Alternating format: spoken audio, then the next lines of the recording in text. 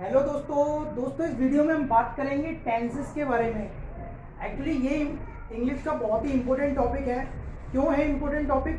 क्योंकि आपने अक्सर देखा भी होगा स्कूल में या फिर कोचिंग सेंटर में, जहाँ भी आप इंग्लिश सीखेंगे तो टेंस पर ज़्यादा फोकस किया जाता है। तो ऐसी क्या खास बात है इस टेंसेस में जो कि अधिकतर इसी पर फोकस किया जाता है? दोस्तों एक्चुअली बात ये है कि टेंसेस इंग्लिश के जितने भी टॉपिक हैं, सभी टॉपिक्स को सीखने के लिए कहीं ना कहीं टेंसेस की ज़रूरत जरूर पड़ती है। तो एक बार आप 12 टेंसेस को सीख लेते हैं तो फिर आने वाले जो टॉपिक हैं, जैसे कि मान लीजिए आप एक्टिव पैसिव सीख रहे हैं या आप नरेशन सीख रहे हैं या आप पॉजिटिव वर्ब सीख रहे हैं, तो वहाँ पर आपको दिक्कत नहीं आएगी, वो आसानी से आपको समझ में आने लगेंगे क्योंकि आपका टेंस क्लियर है। और अगर आपको टेंस नहीं आते, आप इन टॉपिक्स को डायरेक्टली सीखने की कोशिश करते हैं, तो ऐसा नहीं है कि नहीं सीख पाएंगे, लेकिन थोड़ी सी दिक्कत आएगी। दोस्तों टेंसेस आना बहुत ज़रूरी है, इसलिए शुरुआत में आपको टेंसेस सिखाए जाते हैं, फिर उसके बाद नरेशन, पैसिव वॉइस और भी बहुत सारी चीज़ें हैं। तो सबसे पहले आज बात करेंगे टेंसेस के बारे में। देखिए दोस्तों, टेंसेस को बोलते हैं हिंदी में काल। और ये जो टेंसेस होते हैं ये 3 प्रकार के होते हैं, प्रेजेंट, पास्ट और फ्यूचर। अभी प्रेजेंट, पास्ट, फ्यूचर क्या है दोस्तों? ये देखिए प्रेजेंट, ये एरो दिखाई दे रहे हैं, ये एरो इंडिकेट कर रहा है कि प्रेजेंट वो है जो ना तो बीता है और ना आएगा। कहने का मतलब जो चल रहा है, कहते हैं ना प्रेजेंट में जीना सीखो, प्रेजेंट में काम करो। आपके प्रेजेंट में क्या चल रहा है, मतलब कि जो चल रहा है इस समय, उसे प्रेजेंट बोलते हैं। अगर कोई सेंटेंस उस समय पर बोला जाए जिस समय पर ना वो बीता है ना ही आएगा, तो अभी बताएंगे इनकी आइडेंटिटी सबकी, तो वो प्रेजेंट कहलाता है। और दोस्तों ये देखो, ये एरो क्या इंडिकेट कर रहा है? बीत गया, जो निकल गया पीछे, जो बीत गया है वो अब दौर ना आएगा, वो पास्ट होता है दोस्तों। और दोस्तों ये है फ्यूचर, ये एरो क्या इंडिकेट कर रहा है? आगे, यानी आएगा। तो दोस्तों इनकी एक खास पहचान ये होती है कि प्रेजेंट का कोई भी सेंटेंस हो उसमें पीछे 99% हाँ आता है। अब दोस्तों मात्रा कोई भी हो, है, हूँ, है, कुछ भी। और पास्ट की खास पहचान है कि इसके सेंटेंसेस में पीछे आता है था। मात्रा कोई भी हो सकती है, था, थी, थे। और इसके टेंसेस फ्यूचर के सेंटेंसेस में आता है पीछे गा, मात्रा कोई भी हो, गा, गी, गे। तो दोस्तों इस तरीके से ये 3 टेंसेस होते हैं और इन सभी के 4 सब टेंसेस होते हैं, जिनके नाम इस प्रकार हैं: इंडेफिनिट, कॉन्टिन्यूअस, परफेक्ट और परफेक्ट कॉन्टिन्यूअस। तो दोस्तों इस तरीके से 3 टेंसेस और 4 इनके सब टेंसेस, तो टोटल हो जाते हैं ये 12। जैसे present indefinite tense, past indefinite tense, future indefinite tense. इस तरह से present continuous, past continuous, future continuous, present perfect, past perfect और future perfect, present perfect continuous, past perfect continuous और फ्यूचर परफेक्ट कॉन्टिन्यूअस। तो इस तरीके से दोस्तों ये 12 होते हैं। अब हम एक एक करके सबकी बात करेंगे, लेकिन इस वीडियो में नहीं, सभी 12 की वीडियो अलग अलग आएंगी। तो सबसे पहले आज हम बात करेंगे प्रेजेंट इंडेफिनिट टेंस के बारे में। ओके दोस्तों, तो दोस्तों किसी भी टेंस को सीखने के लिए सबसे ज़्यादा जरूरी होती है उसकी आइडेंटिटी।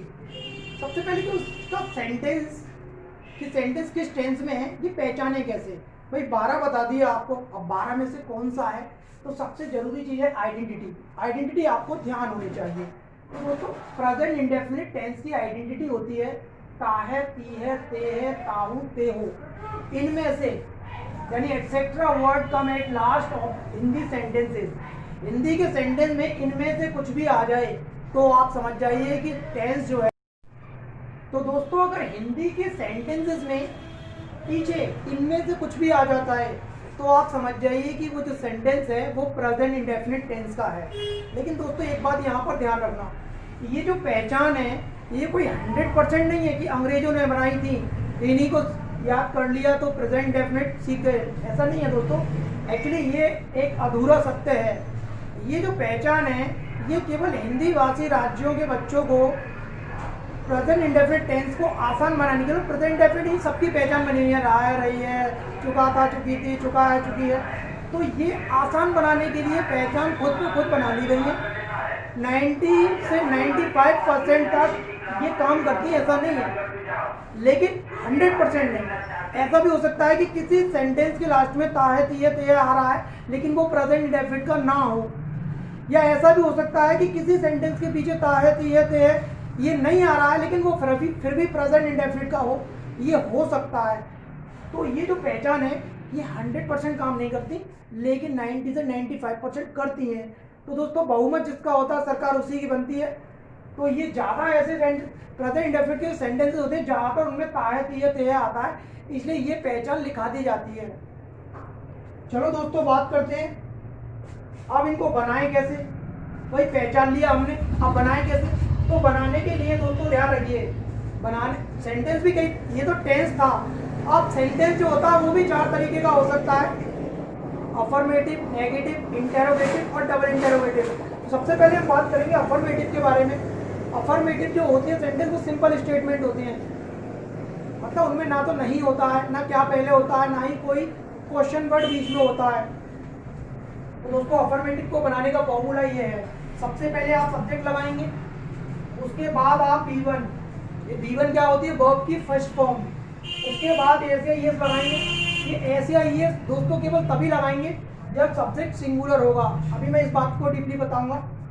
और उसके बाद जो भी बच रहा है उसको पीछे लिख देंगे, ऑब्जेक्ट हो, कॉम्प्लीमेंट हो, कुछ भी हो उसको पीछे लिख देंगे। अब दोस्तों बात को समझिए, सबसे पहले तो बहुत सारे बच्चे ये नहीं आते सब्जेक्ट क्या चीज़ है। तो सब्जेक्ट के लिए ध्यान रखिए, अफर्मेटिव सेंटेंस में सब्जेक्ट हमेशा पहले होता है, तो जो पहले है वही सब्जेक्ट है। वह दूध पीता है, अब वह ये कोई लड़का है, इसके लिए ही लगाते हैं, तो ये हमने ही लगा लिया, ठीक है। उसके बाद B1, अब ये B1 क्या है, B1 का मतलब है वर्ब की फर्स्ट फॉर्म।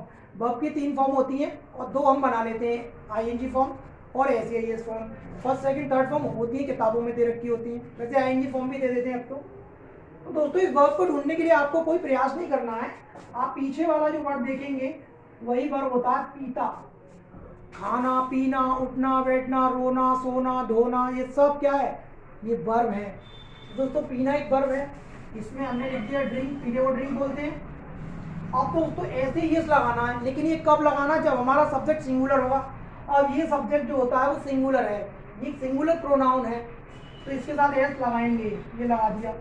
अभी आपके दिमाग में एक क्वेश्चन और होगा कि एस लगाएं कि ईएस लगाएं, तो ये बात भी अभी बताऊंगा थोड़ी देर में, ठीक है। उसके बाद अगर अब ये बचा दूध, तो इसको पीछे लिख देंगे अमीन, और लास्ट में लगाएंगे दोस्तों फुल स्टॉप। इस फुल स्टॉप को पीरियड भी बोलते हैं अमेरिकन इंग्लिश में, और ये है विराम, हिंदी में विराम लगाते हैं, वैसे ही इंग्लिश में लगाते हैं फुल स्टॉप। तो दोस्तों ये हो गया अफर्मेटिव का स्ट्रक्चर, और ये सेंटेंस भी बना दिया। अब ये बात देखते हैं कि एस कहाँ लगाएं और ईएस कहाँ लगाएं, और कौन कौन से सब्जेक्ट सिंगुलर होते हैं और कौन कौन से प्लूरल होते हैं, अब इस बात को जानते हैं।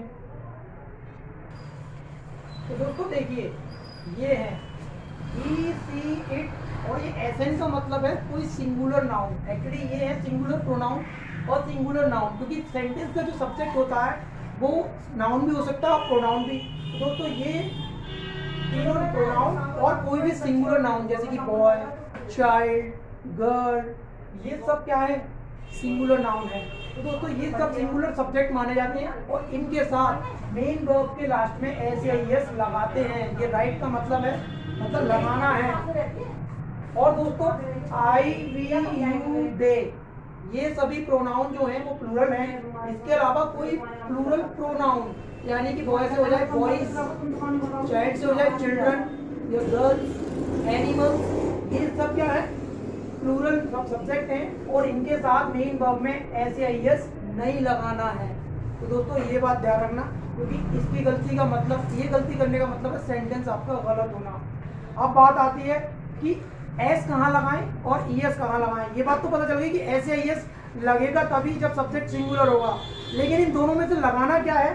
तो देखिए दोस्तों, अगर किसी वर्ब के लास्ट में एस, एसएच, सीएच, ओ या एक्स, इन पांचों लेटर्स में से कुछ भी आता है लास्ट में, तो आपको ईएस लगाना है। अदरवाइज बाकी सभी वर्ब्स के लास्ट में आपको एस लगाना है।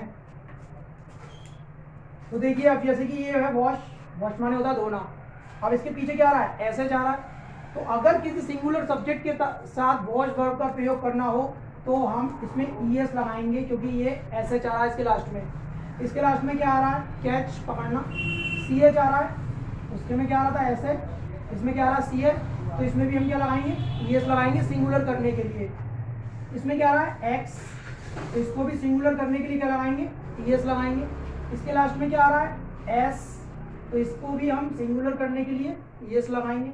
और इसके लास्ट में देखिए क्या आ रहा है, O आ रहा है, तो इसमें भी हम ES लगाएंगे। लेकिन अगर अब मान लीजिए ये वाला है, अब देखो इन पांचों में से कुछ भी नहीं आ रहा है इसके लास्ट में, तो इसमें क्या लगाएंगे, S लगाएंगे।